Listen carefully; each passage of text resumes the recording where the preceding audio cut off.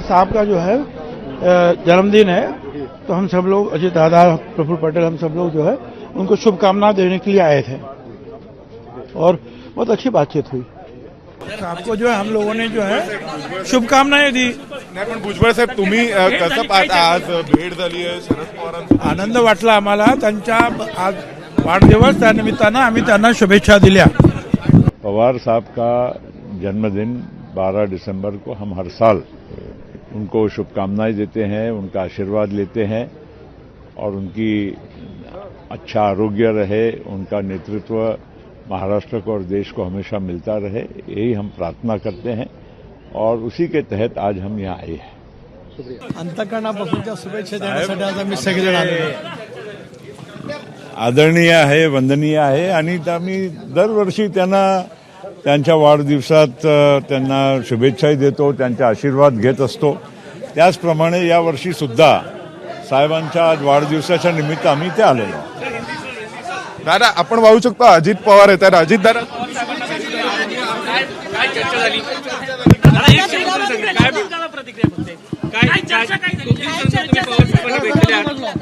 आज साहेबांचा वाढदिवस आहे, उद्याच्याला काकींचा वाढदिवस आहे, त्याच्यामुळे त्या दोघांचं दर्शन घेण्याच्या करता आम्ही त्या ठिकाणी आलेलो होतो। दर्शन घेतलं, चहा पाणी झालं, इतर वेगवेगळ्या प्रकारे साधारण काय इकडं काय चाललंय तिकडं काय चाललं म्हणजे जनरल परभणीला काल असं का घडलं किंवा इतर ठिकाणी काय चाललंय अशा सगळ्या चर्चा झाल्या। इन जनरल चर्चा त्या ठिकाणी झाली आणि पार्लमेंटमध्ये लोकसभा का कमी चालली, राज्यसभा का कमी चालली, आमचं मंत्रिमंडळाचं बाकीचं कधी मंत्रिमंडळाचा विस्तार त्या ठिकाणी होणार आहे, आमचं अधिवेशन केव्हा आहे, अशा जनरल चर्चा ज्या नेहमीच्या असतात तशा पद्धतीने चर्चा झाली आणि चहा पाणी नाश्ता झाला। आता आम्ही निघालेलो। नाही राजकीय विषय कसले आपण चर्चा करतोच ना। आता सगळ्यांना तुम्हा पत्रकारांना पण एक क्युरियोसिटी आहे ना, महाराष्ट्राचं आम्ही 3 जण, एक मुख्यमंत्री 2 उपमुख्यमंत्री झालेत, बाकीचं मंत्रिमंडळ 40 लोकांचं कधी होणार? कारण 16 तारखेपासून अधिवेशन आहे, अधिवेशनामध्ये बिलं आहेत, अधिवेशनामध्ये इतर कामकाज असतं, त्यावेळेस त्याची उत्तरं देण्याच्या करता त्या डिपार्टमेंटचे संबंधित मंत्री असण्याची गरज असते। ह्या सगळ्याच्या सर बहुतेक 14 तारखेला बहुतेक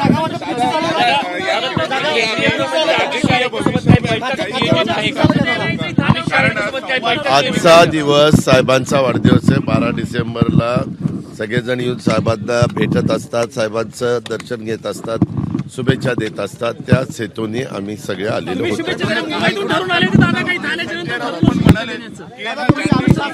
मी घरातलंच आहे ना, मी काय मला अमित शहांना मी आता मी त्यांना भेटायला जाणार नाही। माझं काम आहे, ज्यांनी टीका केली ते आज भेटायला आले तर आम्ही शुभेच्छा। मला एक कळत नाही हो, राजकारणामध्ये टीका टिप्पणी काही वेगळे पण संबंध असतात ना, का टीकाच सगळी असते? आमच्या इथं महाराष्ट्रामध्ये यशवंतराव चव्हाण साहेबांनी सुसंस्कृत महाराष्ट्र मध्ये कसं राजकारण करायचं ते शिकवलेलं आहे, त्या पद्धतीनं आम्ही काम करण्याचा प्रयत्न करतो।